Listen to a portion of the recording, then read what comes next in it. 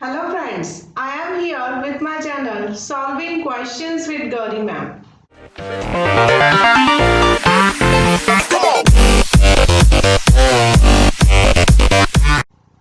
Let's continue our lecture series based on immunology.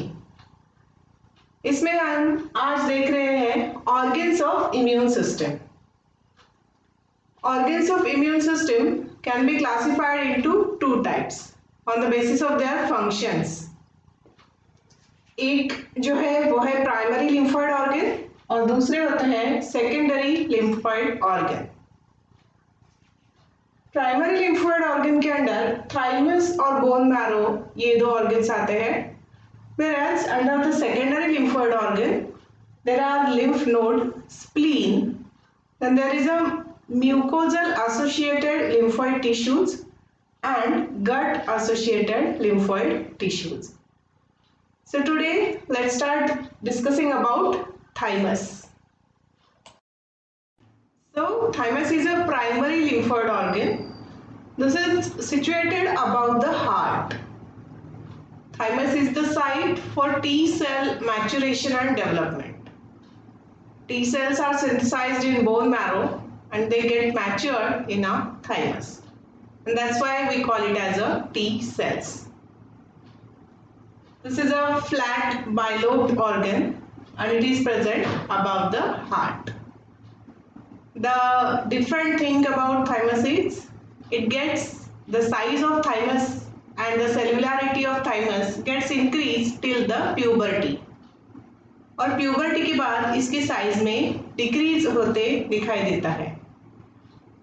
तो ये थोड़ी अलग बात है थाइमस के बारे में। कॉन्जेनिटल डिफेक्ट्स दिखाई देते हैं, जैसे कि ह्यूमंस में डाइजॉर्ज सिंड्रोम दिखाई देता है, इसमें थाइमस फेल्स टू डेवलप।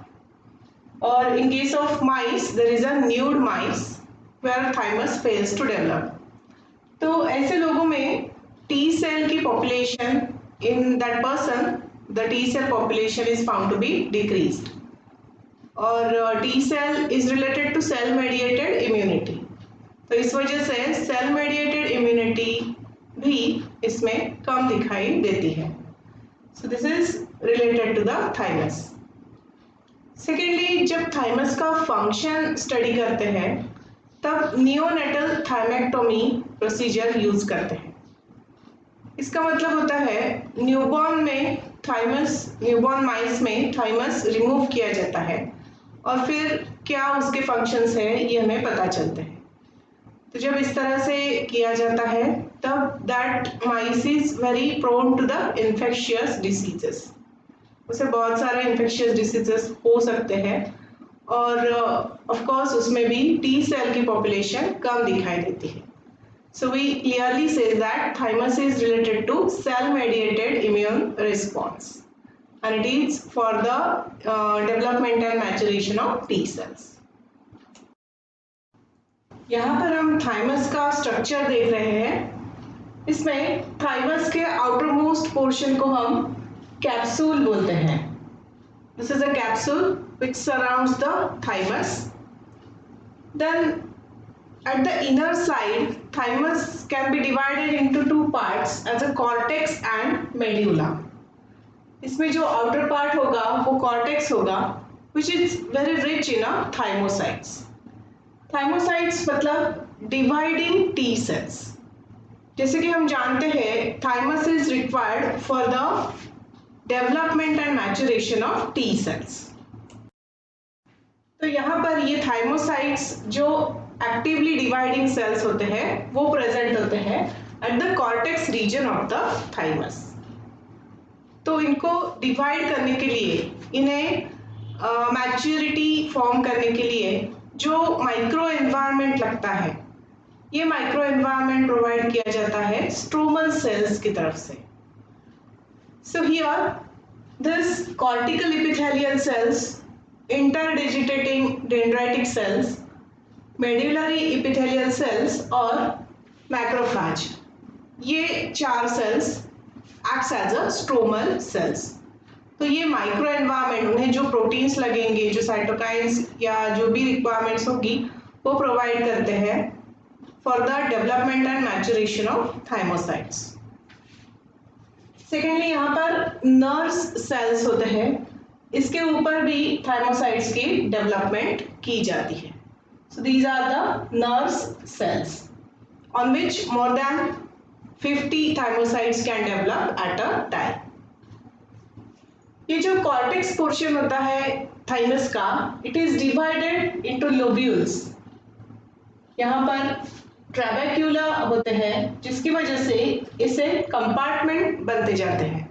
तो these are the lobules which are formed in a thymus. उसके बाद हैसल्स कार्पसल्स होते हैं, जो एपिथेलियल सेल्स जब डीजनरेट हो जाते हैं then it forms the Hassel's corpuscles.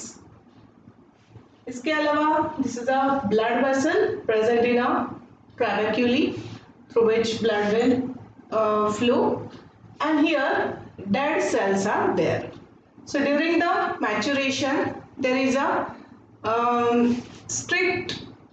strictly ये देखा जाता है कि थाइमोसाइट्स जो डेवलप होंगे वो सेल्स के अगेंस्ट एक्ट ना करें, और अगर ऐसा वो करते हैं तो उन्हें वही के वही अपोप्टोसिस किया जाता है।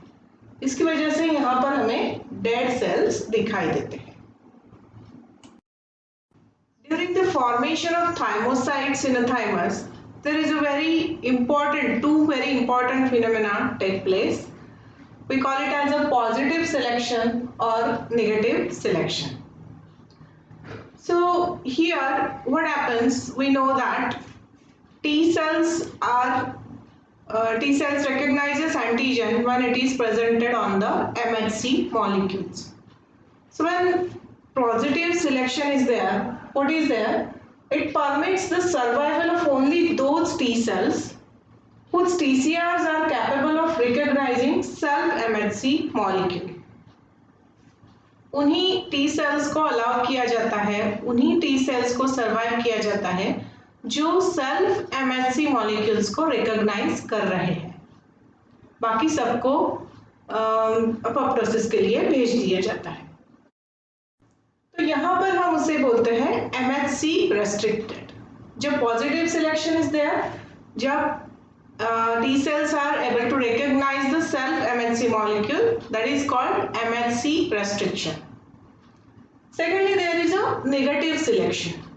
In this, there is an elimination of T cells that react too strongly with self MHC or with self MHC and self peptide. जो T cells होंगे जो self MHC के साथ रिएक्ट करते होंगे उन्हें एलिमिनेट किया जाता है, जिसे हम कहते हैं नेगेटिव सिलेक्शन। तो यहाँ पर सेल्फ टॉलरेंस का फिनोमेना डेवलप होता है। Due to this negative selection there is a tolerance, T cell tolerance phenomena is developed in a thymus. तो इसकी वजह से हमें कॉर्टेक्स रीजन में बहुत सारे डेड सेल्स दिखाई देते हैं। About 95% of formed T cells are eliminated due to this positive selection and negative selection. जो recognize नहीं कर रहे हैं उन्हें eliminate किया जाता है, और उसके साथ ही जो react कर रहे हैं self MHC के साथ उन्हें भी eliminate किया जाता है। इस तरह से positive selection और negative selection हो जाता है थाइमस में। तो यहाँ पर हमने थाइमस के बारे में डिस्कस किया। मेरे अगले वीडियो में मैं बोन मैरो के बारे में आपको बताऊंगी। Till then, I request you to please like, share and subscribe for my channel and also to hit the bell icon. Thanks for watching.